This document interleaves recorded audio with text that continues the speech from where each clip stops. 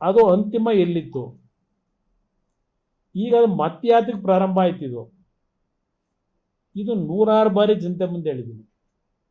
ಪಾಪ ಇವತ್ತು ಹೇಳ್ಕೊಂಡಿದ್ದಾರೆ, ದೇವೇಗೌಡರ ಹೆಸರನ್ನು ತೆಗೆದಿದ್ದಾರೆ, ಇದೇನೋ ಅಣ್ಣಾಜಿ ಅಂತ ಪದ ಬಳಸವ್ರೆ. ಕೈ ಮುಗಿತೀನಿ, ದಯವಿಟ್ಟು ನಮ್ಮನ್ನ ನೀವು ಅಣ್ಣನೂ ಮಾಡ್ಕೊಳ್ಳೋದು ಬೇಡ, ನಾವು ನಿಮ್ಮನ್ನು ತಮ್ಮನೂ ಮಾಡ್ಕೊಳ್ಳೋದು ಬೇಡ, ಅದರ ಅವಶ್ಯಕತೆ ನನಗಿಲ್ಲ. ಇಲ್ಲಿ ಪ್ರಶ್ನೆ, ಈ ಪ್ರಾಜೆಕ್ಟು ಎಲ್ಲಿಂದ ಉದ್ಭವ ಆಯಿತು?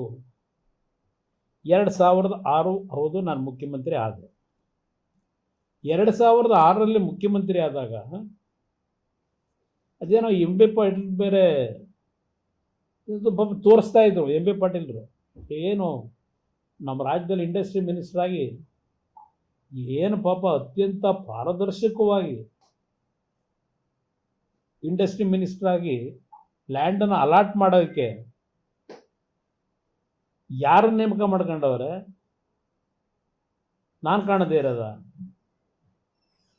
ನಾನು ಆ ಥರ ಯಾರನ್ನೂ ಏಜೆಂಟ್ ಇಟ್ಕೊಂಡಿರಲಿಲ್ಲ ನನ್ನ ಜೀವನದಲ್ಲಿ, ಇಟ್ಕೊಂಡು ಇರಲಿಲ್ಲ, ಇಟ್ಕೊಳ್ಳೋದು ಇಲ್ಲ, ಅದರ ಅವಶ್ಯಕತೆಯೂ ಇಲ್ಲ ನಮಗೆ.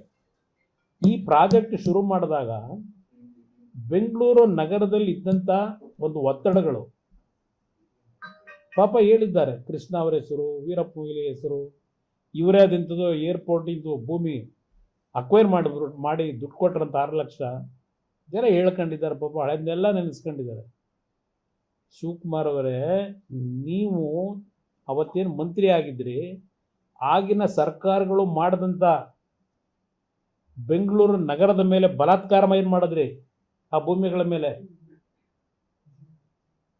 ಹೇಳಿದ್ರಲ್ಲ, ಈಗ ಅವತ್ತೆಲ್ಲ 1.5 ಲಕ್ಷಕ್ಕೆ 2 ಲಕ್ಷಕ್ಕೆ ಪಾಪ ರೈತರು ಭೂಮಿ ಕೊಟ್ಟುಬಿಟ್ಟಿದ್ರು.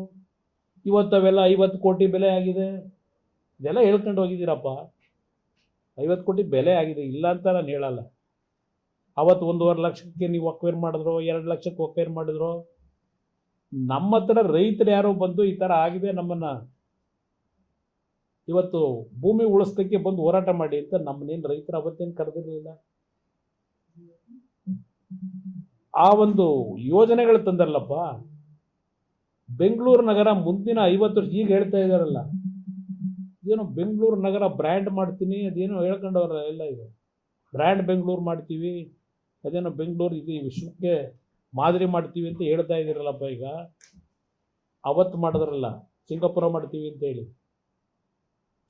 ಮಾಡ್ತೀವಿ ಅಂತ ಹೇಳಿ, ಆ ಬೆಂಗಳೂರು ನಗರ ಮುಂದಿನ 50 ವರ್ಷಕ್ಕೆ ಯಾವ ರೀತಿ ಆಗ್ಬೋದು ಅನ್ನೋದನ್ನು ಕಿಂಚಿತ್ತು ಯೋಚನೆನೇ ಮಾಡಿದೆ. ಅವತ್ತು ನೀವು ಮಾಡಿದಂಥ ಬೆಂಗಳೂರಿನ ಅಭಿವೃದ್ಧಿ ಇದೆಯಲ್ಲ, ಅದರ ಫಲ ಇವತ್ತು ಬೆಂಗಳೂರಿನ ನಾಗರಿಕರು ಅನುಭವಿಸ್ತಾ ಇರ್ತಕ್ಕಂಥದ್ದು.